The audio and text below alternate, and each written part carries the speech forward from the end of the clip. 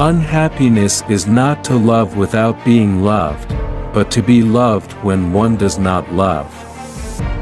Love does not alter the beloved, it alters itself. To love another person is to help them love God. Ulysses was not comely, but he was eloquent, yet he fired two goddesses of the sea with love. To love another in spite of his weaknesses and errors and imperfections is not perfect love. No, to love is to find him lovable in spite of and together with his weakness and errors and imperfections. The hidden life of love, in its most inward depths, is unfathomable, and still has a boundless relationship with the whole of existence. As the quiet lake is fed by the flow of hidden springs, which no eye sees, so a human being's love is grounded in God's love. If there were no spring at the bottom, if God were not love, there would be neither a lake nor human love. In addition to my other numerous acquaintances, I have one more intimate confidant. My depression is the most faithful mistress I have known.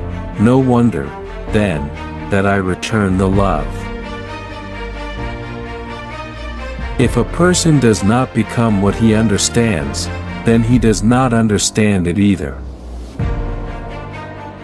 The subjective thinker is continually striving, is always in the process of becoming. How far the subjective thinker might be along that road, whether a long way or a short, makes no essential difference. It is, after all, just a finitely relative comparison. As long as he is existing, he is in the process of becoming. If I could only have the experience of meeting a passionate thinker, that is, someone who honestly and honorably expressed in his life what he has understood. All existence issues are passionate. To think about them so as to leave out passion is not to think about them at all. It is to forget the point that one indeed is oneself an existing person.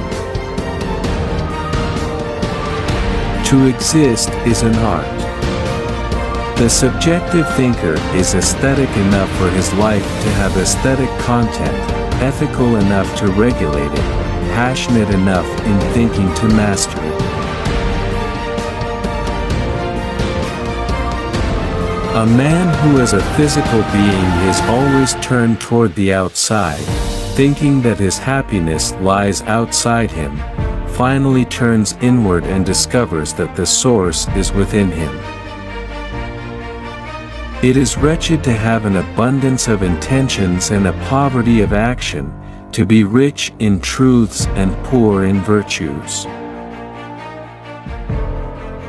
There are many people who arrive at conclusions in life much the way schoolboys do.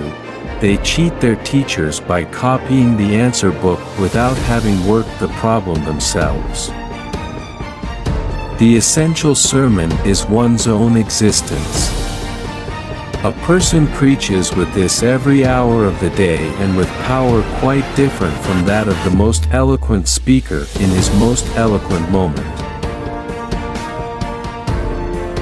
To let your mouth run with eloquent babbling when such talk is the opposite of your life is in the deepest sense nonsense.